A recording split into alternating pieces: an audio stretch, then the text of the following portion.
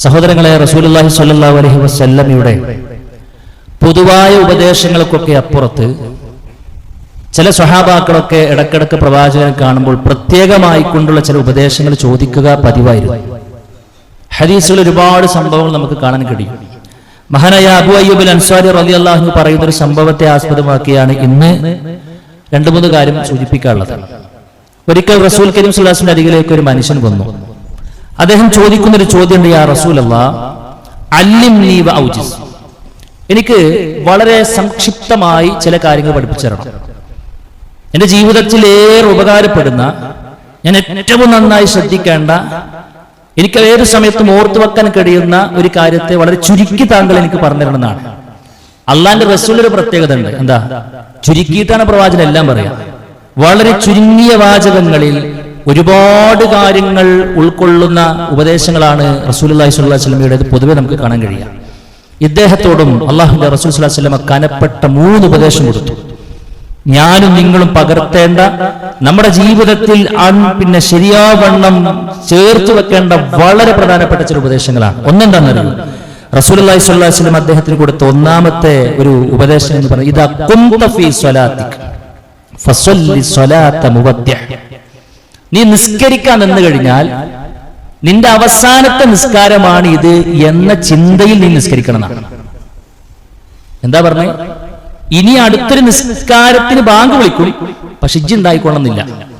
ആ ഒരു ചിന്തയോടുകൂടെ നിനക്ക് നിസ്കരിക്കാൻ കഴിയോ എങ്കിൽ അങ്ങനെ നീ ശീലിച്ചോന്നാണ്. സഹോദരങ്ങളെ, കുറച്ചെങ്കിലൊക്കെ ഒരു ഈമുള്ള ഏതൊരാളും പൊതുവെ പറയുന്ന ആവലാദികളുടെ കൂട്ടത്തിൽ ഏറ്റവും പ്രധാനപ്പെട്ടതാണ് നിസ്കാരം ശരിയാണില്ല എന്നുള്ളത്, അല്ലേ? നിസ്കാരം എന്താണെന്ന് അറിയുന്നില്ല, ഒരു മനസ്സ് തട്ടിയിട്ട് നിർവഹിക്കാണ്ട് പലപ്പോഴും കഴിയുന്നില്ല എന്നുള്ളതാണ് നമ്മളൊക്കെ പരസ്പരം പങ്കുവെക്കുന്ന ഒരു പരാതി. പലപ്പോഴും നിങ്ങൾ ആലോചിച്ചൊക്കെ നമ്മളൊക്കെ നിസ്കരിക്കാതെ നിന്നൂന്നേ ഉണ്ടാവുള്ളൂ. കഴിഞ്ഞതൊരു പക്ഷെ അറിയാത്തവർ, അല്ലേ? എത്രയാ ഞാൻ നിസ്കരിച്ചത് എന്നറിയാത്ത സാഹചര്യം ഇടക്കൊക്കെ ഉണ്ടാവും. ഇപ്പൊ പ്രവാചകനടക്കം മറവി സംഭവിച്ചിട്ടുണ്ട്. ആ മറവിനെ കുറിച്ചല്ല പറയണത്. എപ്പോഴും ഇതന്നെയാണ് കഥ എന്ന് പറഞ്ഞു കഴിഞ്ഞാൽ നിങ്ങൾ ആലോചിച്ചൊക്കെ.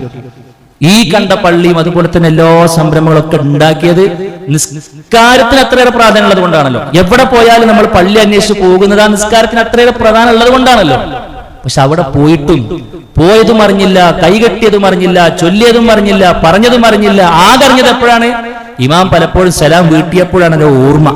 സഹോദരങ്ങളെ, നിസ്കാരം എന്ന് പറഞ്ഞു കഴിഞ്ഞാൽ അടിമയും ഉടമയും തമ്മിലുള്ള ബന്ധമല്ലേ, സംസാരല്ലേ? നമ്മൾ എത്ര തവണ കേട്ടുകൊള്ളൂ. നമ്മൾ അല്ലാഹു അക്ബർ എന്ന് കൈകെട്ടി നിന്ന് കഴിഞ്ഞാൽ പിന്നെ നമ്മൾ നിൽക്കുന്നത് റബ്ബിന്റെ മുമ്പിലാണ്. നിങ്ങൾ പോയി നിന്നത് അള്ളാന്റെ മുമ്പിലാണ്. ഇന്നഹു യുനാജി റബ്ബ, തന്റെ രക്ഷിതാവിനോട് അവൻ രഹസ്യ സംഭാഷണത്തിൽ ഏർപ്പെടുന്നു എന്നാണ്. അവൻ ഫാത്തിഹ ഇങ്ങനെ പറഞ്ഞു തുടങ്ങുമ്പോൾ അൽഹംദുലില്ലാഹി റബ്ബിൽ ആലമീൻ എന്ന് പറയുമ്പോൾ റബ്ബ് മറുപടി പറയണ്ട്, അല്ലേ? ഇയ്യാക നഅ്ബുദു വ ഇയ്യാക നസ്തഈൻ എന്ന് പറയുന്ന വലിയൊരു ഓഫർ നമുക്ക് നൽകുന്നുണ്ട്. എന്താണ് ഈ ചോദിച്ചോ? ഇനി ചോദിക്കുന്നത് എന്താണ്? ഞാൻ തരാന്ന് പറഞ്ഞു. നമ്മള് അപ്പൊ ചോദിക്കുന്നത് ഈ ഹിദായത്തിൽ ഉറച്ചു നിന്ന് മരിക്കാൻ വേണ്ടിയിട്ടാണ്, അല്ലേ? ഒരു സംഭാഷണം അവിടെ നടക്കുകയാണ്. ഒരു വക്തില അല്ല, എത്ര വക്താണ് നിസ്കരിച്ചത് അത് മുഴുവനും.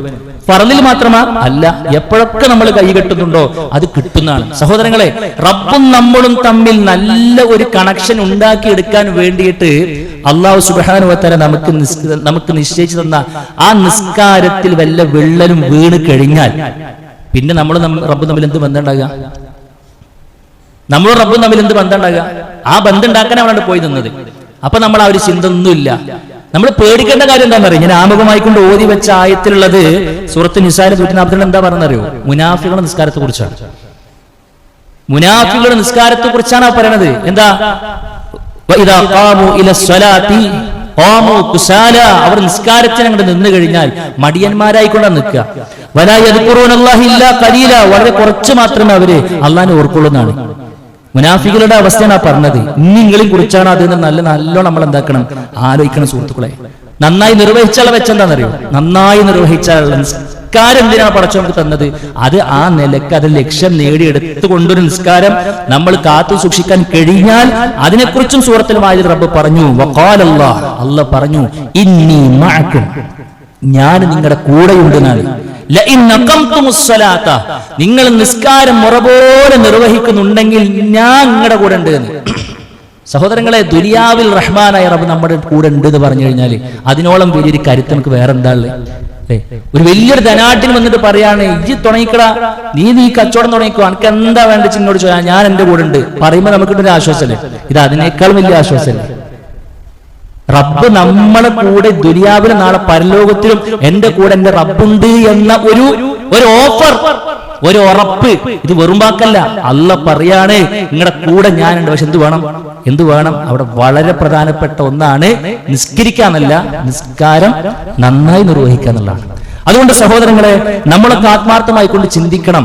അള്ളാന്റെ അരികിൽ നിന്ന് സഹായം കിട്ടാതെ നമ്മളിങ്ങനെ അടങ്ങറാകുന്നുണ്ട് നമുക്ക് തോന്നുന്നുണ്ടെങ്കിൽ എന്റെ നിസ്കാരത്തിന് എന്തെങ്കിലും പ്രശ്നമുണ്ടോ എന്ന് നമ്മൾ ആലോചിക്കുന്നുണ്ട്. ഞാൻ നിസ്കാരം നിർവഹിച്ചത് ശരിയാകാത്തത് കൊണ്ടാണോ പടച്ചൊന്നെ തുണക്കാത്തത്, റബ്ബിന്റെ ഒരു സഹായം എനിക്ക് കിട്ടാത്തത് എന്ന് നമ്മളെ ശരിക്കും നമ്മൾ നോക്കണം എന്നുള്ളത് തന്നെയാണ്. നമ്മൾ നിസ്കരിക്കുമ്പോ റസൂൽ കരീം സ്വല്ലല്ലാഹു അലൈഹി വസല്ലം പറഞ്ഞു, ലാ യസാലുല്ലാഹു അസ്സ വജല്ല മുഖബിലൻ അലൽ അബ്ദി ഫീ സ്വലാത്തിഹി മാ ലം യൽതഫിത്.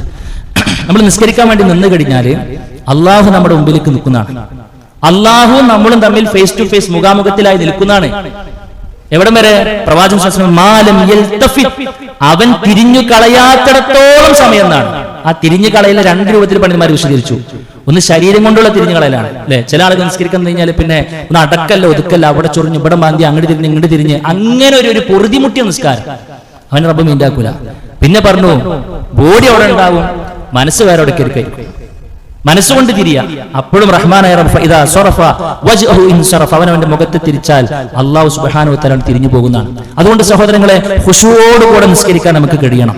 നമ്മളൊക്കെ നല്ലോണം പേടിക്കേണ്ട ഒരു ഹദീസ് എന്താണെന്നറിയോ? അല്ലാഹുവിന്റെ റസൂൽ പറയാണ്, അവ്വലു ശൈഇൻ യുർഫഉ മിൻ ഹാദിഹിൽ ഉമ്മത്തു അൽ ഖുശൂ, ഈ ഉമ്മത്തിൽ നിന്നും ആദ്യമായി കൊണ്ട് ഉയർത്തപ്പെടുക ഖുശൂ ആണെന്ന്, ഭയഭക്തിയാണെന്ന്. എന്നിട്ട് അല്ലാഹുവിന്റെ റസൂൽ പറയാ, ഹത്താ ലാ തറാ ഫീഹാ ഖാശിഅ, ഒരുത്തനെ പോലും ഖുശൂഉള്ളവനായിക്കൊണ്ട് നിനക്ക് കാണാൻ കഴിയില്ല എന്നാണ്. സഹോദരങ്ങളെ, നമ്മളെ കുറിച്ചാണോ പറയണമെന്ന് നല്ലോണം നമ്മൾ ആലോചിക്കണം. നമുക്ക് പേടിയുണ്ടോ? നമുക്കൊരു നഷ്ടബോധം ഫീൽ ചെയ്യാറുണ്ടോ? ഒരു നിസ്കാരത്തിന് സമയം തെറ്റി, നമുക്ക് ജമാഅത്ത് കിട്ടിയില്ല, അല്ലെങ്കിൽ ഒരു റക്അത്ത് കിട്ടിയില്ല, മസ്ബൂക്കായി കൊണ്ടുവന്നു, സുബഹിന്റെ ഒരു ജമാഅത്ത് നമുക്ക് മിസ്സായി, ഇതൊക്കെ വലിയൊരു നഷ്ടമായിക്കൊണ്ട് നമുക്ക് തോന്നിയിട്ടുണ്ടോ? നമ്മൾ നല്ലോണം ആലോചിക്കണം. അത് തോന്നുന്നു എപ്പോഴെന്നറിയോ? ഉള്ളിൽ ആ പേടി ബേജാറുണ്ടെങ്കിൽ. മഹാനായ ഉമർ ബിൻ ഖത്താബ് റളിയല്ലാഹു അൻഹു മദീന പള്ളിന്റെ അരികിൽ അദ്ദേഹത്തിന് ഉണ്ടായിരുന്ന തോട്ടം വിറ്റണ്ട് ഒഴിവാക്കി. എന്തേ കാരണം അറിയോ? ആ തോട്ടത്തിൽ പോയി നിന്ന് ബിസി ആയതിന്റെ പേരിൽ അദ്ദേഹത്തിന് നിസ്കാരം ജമാഅത്ത് നഷ്ടപ്പെട്ടു. ഇന്നെന്റെ റബ്ബിന്റെ അരികിൽ നിന്നും ബിസിയാക്കി കളഞ്ഞത് ഈ തോട്ടാണ്, എനിക്കത് വേണ്ടാന്ന് അദ്ദേഹം തീരുമാനിച്ചതാണ്. ആലോചിക്കുക, ഒരു നിസ്കാരത്തിന് അവർ കൊടുത്ത വിലയാണ് പറയുന്നത്. അവരുടെ ഉള്ളിലുള്ള ഖുശൂആണ് സഹോദരങ്ങളെ നമ്മൾ കാണേണ്ടത്. അതുകൊണ്ട് നിസ്കാരത്തിന്റെ സമയമാകുമ്പോൾ നമ്മുടെ ഷട്ടറുകൾ താഴണം, നമ്മുടെ വാഹനം ഒതുക്കണം, നമ്മുടെ ബാക്കിയുള്ള ഏർപ്പാടുകൾ തൽക്കാലം പെൻഡിങ്ങിൽ ഇടണം. ഇത് കഴിഞ്ഞിട്ട് വന്നാൽ മതി എന്നാണ്. കാരണം ഇപ്പോൾ ഈ ബാങ്ക് കേട്ടു, ഹയ്യാല സ്വലാന്ന് ഇപ്പൊ നിങ്ങൾ കേട്ടു, അടുത്തൊരു ഹയ്യാല സ്വല കേൾക്കാനുള്ള തൗഫീഖ് പടച്ചു തന്നിട്ടില്ല എന്നുണ്ടെങ്കിൽ ഇതിന്റെ അവസാനത്തെ നിസ്കാരമാണ്. ഏതൊരു മനുഷ്യനോട് മയ്യത്തായത് സുഹൃത്തുക്കളെ ഏതോ ഒരു നിസ്കാരത്തിന്റെ മുമ്പിൽ വെച്ചല്ലേ? ഒരു നിസ്കാരം നിർവഹിക്കാൻ കഴിഞ്ഞ മുമ്പല്ലേ അല്ലേ? അവര് അസറിന് അവൻ മരിച്ചിട്ടുണ്ടെങ്കിൽ അടുത്തൊരു മഗ്‌രിബ് എനിക്ക് കിട്ടിയില്ല എന്നല്ലേ അർത്ഥം, അല്ലേ? അതുകൊണ്ട് സുഹൃത്തുക്കളെ, ആ നിലയിൽ തന്നെ നിർവഹിക്കാൻ കഴിവിന്റെ പരമാവധി ശ്രദ്ധിക്കണം എന്നതാണ് അദ്ദേഹം കൊടുക്കുന്ന ഒന്നാമത്തെ ഒരു ഉപദേശം. അതുകൊണ്ട് നിസ്കാരം അത് ഏറ്റവും നന്നായി കൊണ്ട് നിർവഹിക്കണം എന്നാണ്. ഈ മനുഷ്യ ഇപ്പൊ പ്രവാചകന്റെ ഖുതുബ നിസ്കാരത്തെ കുറിച്ച് കേട്ടിട്ടുണ്ടാവില്ലേ? അല്ലേ? മറ്റു സദസ്സിനൊക്കെ നിസ്കാരത്തെ കുറിച്ച് കേട്ടിട്ടുണ്ടാവില്ല. എന്നിട്ടും പേഴ്സണൽ ആയിട്ട് പോയി ചോദിച്ചപ്പോൾ അല്ലാഹു റസൂൽ ആദ്യം പറയുന്നത് എന്തിനാണ്? നിസ്കാരം തന്നെയാണ്. ഞമ്മളോട് മരിച്ചു പിരിയുമ്പോ നമുക്കും വേണ്ടിയിട്ട് നമ്മുടെ മുക്മിനികൾ അവസാനം തരുന്നത് എന്താ സുഹൃത്തുക്കൾ? നിസ്കാരല്ലേ? അവസാനം നമുക്ക് വേണ്ടിയിട്ട് നമ്മുടെ ബാക്കിയുള്ള ആളുകൾ നിർവഹിക്കുന്ന നിസ്കാരം തന്നെയല്ലേ? അപ്പൊ നിസ്കാരം എന്ന് പറഞ്ഞാൽ അതാണ് അത്രയേറെ പ്രധാനപ്പെട്ട സംഗതി. അതുകൊണ്ടാണ് പറഞ്ഞേ, ലാ ഹല്ല ഫിൽ ഇസ്ലാം ലിമൻ തറക സ്വലാ, നിസ്കാരം ഒഴിവാക്കിയവർക്ക് ഇസ്ലാമിൽ ഒരു ഓഹരി ഇല്ലാന്ന്, ഓൻക്കൊന്നും ഇതിനൊന്നും കൊണ്ടകല്ല എന്നാണ്. അതുകൊണ്ട് സഹോദരങ്ങളെ, നിസ്കരിക്കാൻ മാത്രമല്ല, അതൊക്കെ ആത്മാവ് ഉൾക്കൊണ്ടുകൊണ്ട് നിർവഹിക്കാൻ നമ്മൾ പരിശ്രമിക്കണം. പടച്ചവനോട് ആത്മാർത്ഥമായി കൊണ്ട് പ്രാർത്ഥിക്കണം. അതിൽ ചൊല്ലുന്നത് എന്താണ്, പറയുന്നത് എന്താണെന്നൊക്കെ ഒന്ന് എഴുതി വെച്ച് പഠിച്ച് കേട്ട് മനസ്സിലാക്കിയിട്ട് ഒന്ന് ആത്മാവ് ഉൾക്കൊണ്ടുകൊണ്ട് നിസ്കരിക്കുന്ന ഒരു പ്രകൃതക്കാരനായിക്കൊണ്ട് പറയുന്ന ഞാൻ നിങ്ങളൊക്കെ ആകാൻ വേണ്ടി ശ്രമിക്കുക. റബ്ബ് തൗഫീഖ് നൽകി അനുഗ്രഹിക്കുമാറാകട്ടെ. രണ്ടാമത്തെ ഉപദേശം എന്താണെന്നറിയോ? നല്ലോണം നമ്മൾ മനസ്സിലാക്കിക്കണം. രണ്ടാമത്തെ ഒരു ഉപദേശം, വല തകല്ലം ബികലാമിൻ തഅതദിർ മിൻഹു, ഈ ഒരു കാര്യം സംസാരിച്ചിട്ടാലേ പിന്നെ അതിനെക്കുറിച്ച് നിനക്ക് ഭാവിയിൽ ഖേദിക്കേണ്ടി വരരുത്, ഒരു സോറി പറയേണ്ട സാഹചര്യം ഉണ്ടാകരുത് എന്ന്. അങ്ങനെ നീ എന്താക്കണം? സംസാരിക്കണമെന്നാണ്. അപ്പൊ എന്തെങ്കിലും തെറ്റ് വന്നു കഴിഞ്ഞാൽ സോറി പറയേണ്ടതാണ് അർത്ഥം, ക്ഷമിക്കണം കേട്ടോ എന്ന് പറയേണ്ടതാണ് അർത്ഥം? അതല്ല. അതിപ്പോ എത്ര ആണെങ്കിലും നമ്മൾ സംഭവിക്കും. പക്ഷെ പറയാനുള്ള ഫുള്ള് അങ്ങോട്ട് പറയാ, പിന്നെ ഇങ്ങനെ മൂലക്ക് വരുന്നങ്ങാണ്ട് ഇങ്ങനെ കേരിക്കുക, പിന്നെ ഇങ്ങനെ വിളിക്കുക, നിലവിളിക്കുക, അതല്ല. എന്ത് പറയുമ്പോഴും ഇതിനെ സംബന്ധിച്ച് ഞാൻ ഇനി ഭാവിയിൽ ഖേദിക്കേണ്ടി വരരുത് എന്ന ഒരു ചിന്തയോടുകൂടെ നിനക്ക് സംസാരിക്കാൻ കഴിയണമെന്നാണ് റസൂൽ കരീം സല്ലല്ലാഹു അലൈഹി വസല്ലം പറയുന്നത്. സുഹൃത്തുക്കളെ, എന്താ പറഞ്ഞതിന്റെ അകക്കാമ്പ്? ഏതൊരു മനുഷ്യന്റെയും വ്യക്തിത്വം അളക്കപ്പെടുന്ന സംസാരത്തിലൂടെ അല്ലേ? ഒരു മനുഷ്യർ 5 മിനിറ്റ് നമ്മൾ സംസാരിച്ചു കഴിഞ്ഞാൽ നമുക്ക് അദ്ദേഹത്തെ അളക്കാൻ പറ്റൂലേ? ഇദ്ദേഹം എന്താ അവസ്ഥ എന്നുള്ളത് അല്ലേ? സംസാരത്തിലുള്ള ഇടപെടലാണ് ഒരു മനുഷ്യനെ ശരിക്ക് വേറിട്ട് നിർത്തുന്നത്. അതുകൊണ്ട് സംസാരം വളരെ ഗൗരവത്തിൽ ശ്രദ്ധിക്കണം എന്ന് ഇസ്ലാം പഠിപ്പിക്കുന്നത്. നമ്മളെപ്പോഴും കേട്ടായത്തില്ലേ, എല്ലാ ഖുതുബക്കും നമ്മൾ കേൾക്കണം. ഇന്ന് നമ്മൾ കേട്ടായത്തത് യാ അയ്യുഹല്ലദീന ആമനുത്തഖുല്ലാഹ്, അല്ലാഹുവിന്റെ വിശ്വാസികളെ നിങ്ങൾ അല്ലാഹുവിനെ സൂക്ഷിച്ചോ. വഖൂലൂ ഖൗലൻ സദീദാ, നിങ്ങൾ നല്ല വാക്കുകൾ പറഞ്ഞോ. എങ്കിലോ യുസ്ലിഹ് ലക്കും അഅമാലക്കും വയഗ്ഫിർ ലക്കും ദുനൂബക്കും, നിങ്ങൾക്ക് നല്ല കാര്യങ്ങൾ ചെയ്യാനുള്ള തൗഫീഖ് ഞാൻ തരാനാണ്. നല്ലത് ചെയ്യാനുള്ള തൗഫീഖ് ഞാൻ തരാം, നിങ്ങളുടെ പാപങ്ങൾ ഞാൻ പുറത്തുതരാം, എന്ത് ചെയ്താൽ? നല്ലത് സംസാരിച്ചാൽ. അതുകൊണ്ട് സഹോദരങ്ങളെ, ഇത് ഒരു കുഴച്ചിലും പറ്റാത്തൊരു അവയവമാണ് ഈ നാവ് എന്നുള്ളത് അല്ലേ? കുറച്ച് വെള്ളം കുടിച്ചു കഴിഞ്ഞു, അതെന്തും പറയാൻ നമുക്ക് പറ്റും. ഒരു ലൈസൻസ് ഇല്ലാതെ സംസാരിക്കുന്ന ആളുകളുണ്ട്. നല്ലോണം നമ്മൾ ആലോചിക്കണം എന്നാണ്. നമ്മുടെ സ്വർഗവും നരകവും തീരുമാനിക്കപ്പെടുന്ന വല്ലാത്ത അവയവമാണ്. അതുകൊണ്ടാണ് മറ്റൊന്നിനെ കുറിച്ചും പറയാത്ത രൂപത്തിൽ ശൈലി പ്രവാചകൻ സ്വല്ലല്ലാഹു അലൈഹി വസല്ലം നാവിനെ കുറിച്ച് പറഞ്ഞത്. മയ്യൽമനുലി മാ ബൈന ലിഹ്യൈഹി വമാ ബൈന രിജ്ലൈഹി അളുമനു ലഹുൽ ജന്ന, സ്വർഗത്തിന് വേണ്ടി ഞാനാ ജാമ്യം. അല്ലാഹു റസൂൽ പറയും, സ്വർഗങ്ങൾക്ക് കിട്ടും, ഞാൻ ജാമ്യം നിൽക്കാന്ന് പറഞ്ഞു. ഏത് വിഷയം ശരിയാക്കണമെന്നുണ്ടെങ്കിൽ, എന്തെങ്കിലും ശ്രദ്ധിക്കാന്നുണ്ടെങ്കിൽ, 2 താടിയല്ലുകൾക്ക് ഇടയിലുള്ള നാവിനെയും കാലുകൾക്കിടയിലുള്ള ലൈംഗിക അവയവത്തെയും അത് അള്ളാഹു അനുവദിച്ച റൂട്ടിലെ ഞാൻ വിനിയോഗിക്കൂ. ഞാൻ സംസാരിക്കുന്നുണ്ടെങ്കിൽ എന്റെ സംസാരം കൊണ്ട് ഒരാളുടെ മനസ്സും വേദനിക്കൂല. ഞാൻ എന്റെ സംസാരം കൊണ്ട് ഒരു ബന്ധവും വിച്ഛേദിക്കപ്പെടൂല. ഒരാളുടെ അഭിമാനത്തിൽ ഞാൻ ക്ഷതം വരുത്തൂല. ഒരു ഫിത്നക്കും എന്റെ സംസാരം കാരണമാകൂല. ഒരാളെ കളിയാക്കാൻ ഞാനിത് ഉപയോഗിക്കൂല. അള്ളാഹ്ക്ക് തൃപ്തിപ്പെട്ട രൂപത്തിലല്ലാതെ ഞാനിത് ഉപയോഗിക്കൂല എന്നെങ്ങാനും ആരെങ്കിലും എനിക്ക് ഉറപ്പ് നൽകുമോ? അൽബനു ലഹുൽ ജന്ന, സ്വർഗ്ഗത്തിന് വേണ്ടി ഞാനാ ജാമ്യം നിൽക്കുന്ന റസൂൽ കരീം സല്ലല്ലാഹു അലൈഹി വസല്ലം പറയുമ്പോൾ, സുഹൃത്തുക്കളെ, മുആദ് ഇബ്നു ജബൽ റളിയല്ലാഹു അൻഹു ചോദിക്കുന്നുണ്ട്, പ്രവാചകരെ, ഞങ്ങൾ എന്ത് പറഞ്ഞു കഴിഞ്ഞാലും പടച്ചോൻ പിടിക്കോ? ഞങ്ങൾ എന്ത് പറഞ്ഞാലും പടച്ചോൻ പിടിക്കോ എന്ന്. അള്ളാഹുവിന്റെ റസൂൽ എന്ന് കൊടുത്ത മറുപടി എന്താണെന്നറിയോ? കുറച്ചൊക്കെ പിടിക്കും, കുറച്ചൊക്കെ പിടിക്കൂല എന്നല്ല. ആ വിഷയത്തിന്റെ ഗൗരവം ഒറ്റ ഹദീസ് നമുക്ക് മനസ്സിലാക്കാൻ പറ്റും. വഹൽ യകുബു നാസ ഫിന്നാരി അലാ വുജൂഹിഹിം ഔ അലാ മനാഖിരിഹിം ഇല്ലാ ഹസായിദു അൽസിനതി. മുആദ് എന്ത് വിചാരിച്ചു? നാളെ പരലോകത്തെ മുഖം ഇങ്ങനെ കുത്തിയിട്ടേ ഇങ്ങനെ വലിച്ചിങ്ങോട്ട് കൊണ്ടുവന്ന് നരകത്തിക്കുന്നതാണ്. മുഖം നമ്മളുടെ വെക്കും. മുഖം ഇങ്ങനെ ഉണ്ട് നിലത്തുകൂടെ വലിച്ചുകൊണ്ട് കൊണ്ടുപോകാന്ന് പറഞ്ഞാൽ എത്ര വലിയ നിന്ദതയാണ്. അത് ആലോചിക്കുക അല്ലേ? ആ മുഖം ഇങ്ങനെ വലിച്ചങ്ങോട്ട് കൊണ്ട് നരകത്ത് ഇടുന്നത് എന്തുകൊണ്ടാണെന്നറിയോ? നാവിന്റെ സമ്പാദ്യങ്ങളാണ് എന്നാണ്. കാരണം എത്രയാളൊരു വാക്ക് പറഞ്ഞ് നമുക്കറിയില്ല. അല്ലാഹു റസൂൽ സല്ലല്ലാഹു അലൈഹി വസല്ലം പറയാണ്, സുഹൃത്തുക്കളെ, ഒറ്റ വാക്ക് മതിയാവും നമ്മുടെ സ്വർഗവും നരകവും തീരുമാനിക്കാൻ എന്നാണ്. റസൂലുള്ളാഹി സ്വല്ലല്ലാഹു അലൈഹി വസല്ലം ഇന്ന റജുല ലിയതകല്ലം ബിൽ കലിമ, ഒരു മനുഷ്യൻ വാക്ക് പറഞ്ഞിരിക്കും, മിൻ സുഖ്തില്ല, അള്ളാഹ്ക്ക് തൃപ്തിയില്ലാത്ത, അള്ളാഹ്ക്ക് വെറുപ്പുണ്ടാക്കുന്ന വാക്ക്. അവൻ ആ പറയുന്ന സമയത്ത് എന്താ വലിയ മൈൻഡ് നമ്മൾ എന്താ അവൻ അതിന് വലിയ മൈൻഡ് കൊടുത്തിട്ടുണ്ടാവില്ല. അതൊക്കെ പാരാ, അങ്ങനെയൊക്കെ പറയാത്തൊരു ആര എന്ന് നിലക്കും പറഞ്ഞിട്ടുണ്ടാവും. നാട്ടിൽ ഓരോ വാക്കുകൾ ട്രെൻഡ് ആയിരിക്കും, അവനതങ്ങനെ എടുത്ത് യൂസ് ചെയ്തിട്ടുണ്ടാവും. പക്ഷെ ആ വാക്ക്, ആ പ്രയോഗം അള്ളാഹ്ക്ക് നിരക്കാത്തതായിരുന്നു. ആ കാരണം കൊണ്ട് ഒരു ഹദീസിൽ അങ്ങനെയാ വന്നത്. എന്താ? പിന്നെ ഖിയാമത്ത് നാളോളം വരെ ആ ഒരു വാക്കുകൊണ്ട് അള്ളാന്റെ കോപം ആ മനുഷ്യനിക്ക് രേഖപ്പെടുത്തും. മറ്റൊരു ഹദീസിലുണ്ട്, നരകത്തിലേക്ക് ആ മനുഷ്യൻ ആ ഒറ്റ വാക്ക് കാരണത്തിൽ എടുത്തെറിയപ്പെടുന്നതാണ്. നേരെ തിരിച്ചു ഒറ്റ വാക്കാണ്, ഒരു വാക്ക്, ഒരു വാചകം. ഒരു 10 മിനിറ്റ് സംസാരം എന്നല്ല. ഇപ്പൊ ഞാൻ ഒരു 10 മിനിറ്റ് സംസാരിച്ച് എത്ര വാക്ക് പറഞ്ഞിട്ടുണ്ടാവും അല്ലെ? എത്ര വാക്ക് ചേർത്ത് വെച്ചിട്ടുണ്ട് വാചകം. ഒരു വാക്കിനെ കുറിച്ചാണ് പറയണത്. അതുകൊണ്ട് ഇത് നന്നായി ശ്രദ്ധിച്ചിട്ടില്ല എന്നുണ്ടെങ്കിൽ നമ്മൾ കുടുങ്ങും. ഇന്നൊക്കെ വൈറലാണ്, വൈറലാകണ കാലമാണല്ലോ അല്ലെ? എന്തെങ്കിലും പറഞ്ഞു കഴിഞ്ഞാൽ അതാണ്ട് വൈറലാകും. ഞൊടിയിട കൊണ്ട് പുറത്തംപെടും. നമുക്ക് പോലും തിരിച്ചെടുക്കാൻ കഴിയാത്ത അത്രക്കും വിധേയനിലേക്ക് അത് സാധനം പോകും. നമ്മുടെ ഒരു വാക്ക്, നമ്മൾ ഇട്ടൊരു 2 സെക്കൻഡ് വോയിസ്, ഒരു 5-10 സെക്കൻഡ് വോയിസ് കേൾക്കാണ് പുറത്തം വിടുക. അതൊക്കെ സുഹൃത്തുക്കളെ എവിടെയെങ്കിലും എത്തിക്കഴിഞ്ഞാൽ വലിയ വില നമ്മൾ കൊടുക്കേണ്ടി വരും എന്നുള്ളത് വളരെ ഗൗരവത്തിൽ നമ്മൾ മനസ്സിലാക്കുക. അതുകൊണ്ട് എന്ത് പറയുമ്പോഴും ഒന്ന് ചിന്തിച്ചിട്ട് പറയുക. മഹാനായ അലി റളിയല്ലാഹു അൻഹു പറഞ്ഞു വെച്ച വാചകം വല്ലാത്ത അർത്ഥഗർഭമുള്ള വാക്കാണ്. ലിസാനുൽ ആഖിലി വറാഅ ഖൽബിഹി. ബുദ്ധിമാന്റെ നാവ് എന്ന് പറഞ്ഞാൽ ഹൃദയത്തിന്റെ പിറകിൽ നടക്കുന്നതാണ്. ബുദ്ധിമാന്റെ നാവ് ഹൃദയത്തിന്റെ പിറകിലായിരിക്കുന്നതാണ് എന്ന് പറഞ്ഞാൽ എന്താ?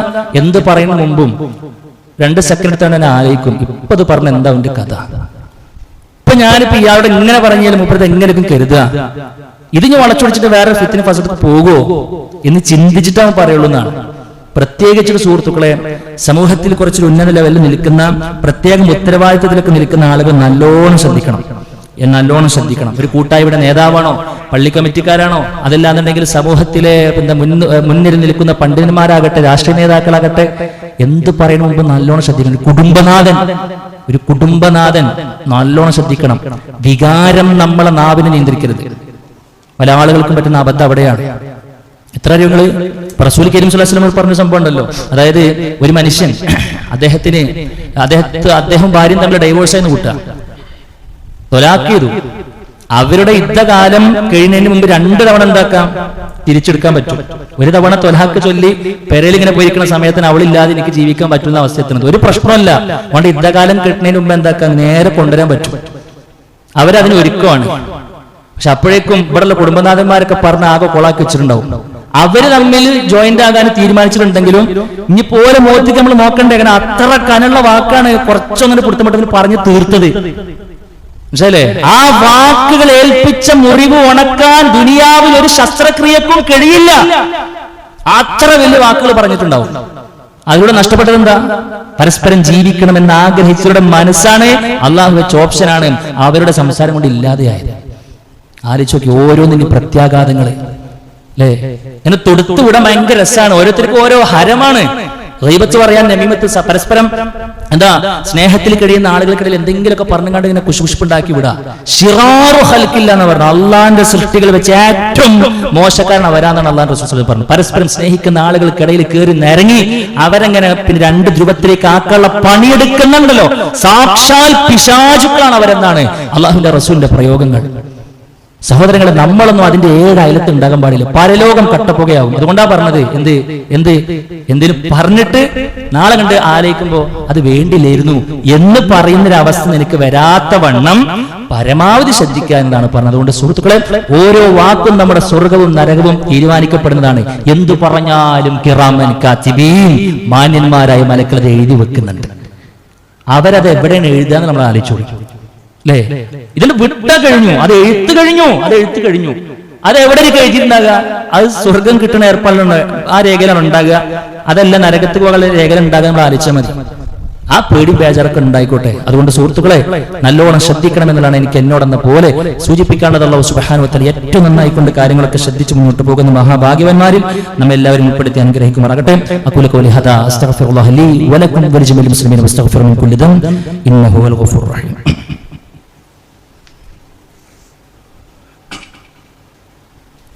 അൽഹംദുലില്ലാഹി വഹ്ദഹു വസ്സലാത്തു വസ്സലാമു അലാ റസൂലില്ലാഹി വഅലാ ആലിഹി വസ്വഹ്ബിഹി അജ്മഈൻ. അമ്മാ ബഅദ്. പ്രിയമുള്ള സുഹൃത്തുക്കളെ, റഹ്മാനായ റബ്ബിന്റെ ആജ്ഞകളും നിർദ്ദേശങ്ങളും പാലിച്ചുകൊണ്ട് ജീവിക്കണമെന്ന് വീണ്ടും നിർത്തുകയാണ്. മൂന്നാമത്തെ ഒരു ഉപദേശം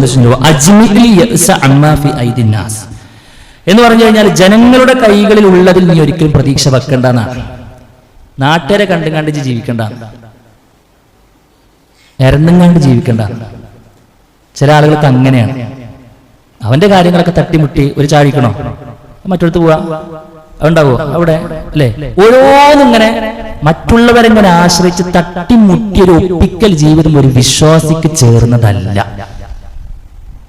എത്ര പ്രയാസത്തിലാണെന്നുണ്ടെങ്കിൽ സുഹൃത്തുക്കളെ, ഇസ്സത്തോടു കൂടി ജീവിക്കാൻ നമ്മൾ പഠിക്കണം. ഇസ്സത്ത് വിട്ടുള്ള കളിയും നമ്മൾ കളിക്കാൻ പാടില്ല എന്നാണ്.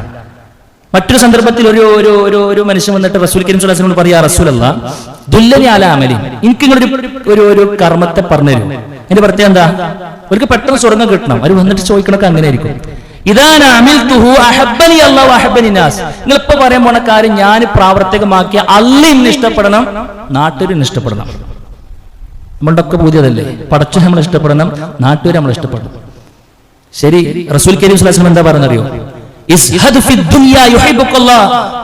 നീ ദുനിയാവിൽ വിരക്തി കാണിച്ചോ എങ്കിൽ അല്ലാഹ് ഇഷ്ടപ്പെടുന്നതാണ്. ദുനിയാവ് കിട്ടാൻ വേണ്ടി മാത്രം ജീവിക്കുന്നവരെ റബ്ബിന് ഇഷ്ടമല്ല. പരലോകം മറന്നിട്ട് നീ ഒരു ദുനിയാവിന്റെ പിന്നാലെ പോകുന്ന കേസിന് പടച്ചവൻക്ക് ഇഷ്ടമല്ല. അതുകൊണ്ട് ദുനിയാവിന് പ്രാധാന്യം കൊടുക്കണമെന്നില്ല, ദുനിയാവിലൊക്കെ നമുക്ക് വേണം. ദുനിയാവിൽ എന്റെ ഒരു ഓഹരിയും മടക്കണ്ട, പക്ഷെ പരലോകം മറന്നുള്ള ദുനിയാവുണ്ടല്ലോ അത് നമുക്ക് വേണ്ട. അങ്ങനെ ഒരു ജീവിതം നിനക്കൊരു ഒരു സ്റ്റാൻഡ് എടുക്കാൻ പറ്റുമോ? നിന്നെ റബ്ബ് ഇഷ്ടപ്പെടുന്നതാണ്. പിന്നെന്താ പറഞ്ഞു? മറ്റുള്ളവരുടെ കൈകളിൽ ഉള്ള കാര്യത്തെ കുറിച്ച് നീ എന്താ വിരക്തി കാണിക്കുക എങ്കിൽ നാട്ടുകാർ എന്നെ ഇഷ്ടപ്പെടുന്നതാണ്. അല്ലെ? ഒരു തവണ ചോദിച്ചു, നമ്മുടെ ആ സൗഹൃദത്തിന്റെ പേരിൽ തീരുമാനിക്കും. പിന്നെയും ചോദിച്ചു, അത് കുറച്ച് പറയും. പിന്നെ ചോദിച്ചു കഴിഞ്ഞാലോ അതെന്താണ്ടാകുക നമ്മൾ ആലോചിച്ചാൽ മതി. വെറുക്കും, മറ്റുള്ളവർ വെറുപ്പ് നമ്മൾ അല്ലെ അങ്ങനെ വാങ്ങണ്ടെന്ന് പറഞ്ഞത് വിശ്വാസിക്ക് ചോദിച്ചതല്ല എന്നാണ്. സഹോദരങ്ങളെ, റഹ്മാനായ റബ്ബ് ഏറ്റവും വലിയ ഖജനാവിന്റെ ഉടമസ്ഥനാണ്. റബ്ബ് പറയാ, ഞാൻ നിനക്ക് തന്ന അഭിമാനം എന്തിനാണോ ബാക്കിയുള്ളവരുടെ അടി കൊണ്ടേ വെക്കണേ? എന്നോട് ചോദിക്കുന്നതാണ്. അനക്കെന്താ എന്നോട് ചോദിച്ചാ? അല്ല നമ്മളോട് ഇങ്ങോട്ടാ പറയണേ. അള്ളാന്റെ പ്രത്യേകം എന്താ അറിയാം? അള്ളഹാനോട് ചോദിച്ചുകൊണ്ടിരിക്കുന്നതിന് പടച്ചോనికి ഇഷ്ടം. പടച്ചോనికి അതാ ഇഷ്ടം, പടപ്പുകൾക്ക് അതല്ല. ചോദിക്കുന്നവരെ പടപ്പുകൾക്ക് വെറുപ്പാണ്, ചോദിക്കുന്നവരെ പടച്ചോనికి ഇഷ്ടമാണ്. അത് നമ്മൾ നല്ലോണം മനസ്സിലാക്കണം. അതുകൊണ്ട് റസൂലുള്ളാഹി സ്വല്ലല്ലാഹു അലൈഹി വസല്ലം പറഞ്ഞു, അൽ യദുൽ ഉൽയാ ഖൈറു മിനൽ യദിസ് സുഫ്ലാ. വാങ്ങുന്ന കൈയിനേക്കാൾ ഏറ്റവും ഉത്തമം കൊടുക്കുന്നതാണെന്നാണ്. അതുകൊണ്ട് റസൂലുള്ളാഹി സ്വല്ലല്ലാഹു അലൈഹി വസല്ലം പറയാണ്, പരിഹാരം വേണോ റബ്ബിനോട് ചോദിച്ചോളി. അല്ലാഹു പറഞ്ഞില്ലേ, അള്ളാഹുവിനോട് ആരെങ്കിലും ഐശ്വര്യം ചോദിച്ചു കഴിഞ്ഞാൽ അള്ളാഹു അവർക്ക് ഐശ്വര്യം കൊടുക്കുന്നതാണ്. അല്ലെ? എപ്പോഴും മറ്റുള്ളവരോട് പോയി ചോദിക്കേണ്ടി വരും. അതിന്റെ അർത്ഥം കടം ചോദിക്കണ്ടെന്നോ ഒന്നുമല്ലോട്ടോ ഈ പറയുന്ന അർത്ഥം. ഒരു അത്യാവശ്യം ഒന്നും കടം ചോദിക്കാൻ പാടില്ല എന്നൊന്നല്ലേ പറയുന്ന അർത്ഥം. നമ്മൾ അങ്ങനെ എന്താക്കണം മനസ്സിലാക്കേണ്ട ആവശ്യമില്ല, അതൊക്കെ വേണ്ട വരും. പക്ഷെ എപ്പോഴും മറ്റുള്ളവരുടെ ഊരമ നമ്മളിങ്ങനെ കൊണ്ടേക്ക് കിട്ടുക എന്നുള്ളത് അത് ശരിയല്ല. എപ്പോഴും മറ്റുള്ളവരെ ആശ്രയിച്ചാണ് ജീവിക്കുന്നത് വേണ്ട. നമ്മൾ റബ്ബിനോട് ചോദിക്കും, പടച്ചോൻ എന്റെ കഥ എനിക്കറിയാമോ, എനിക്ക് ഇന്ന പ്രശ്നങ്ങളുണ്ട്, എനിക്ക് ഇപ്പൊ ഇത്ര ആവശ്യമുണ്ട്, പടച്ചോനെ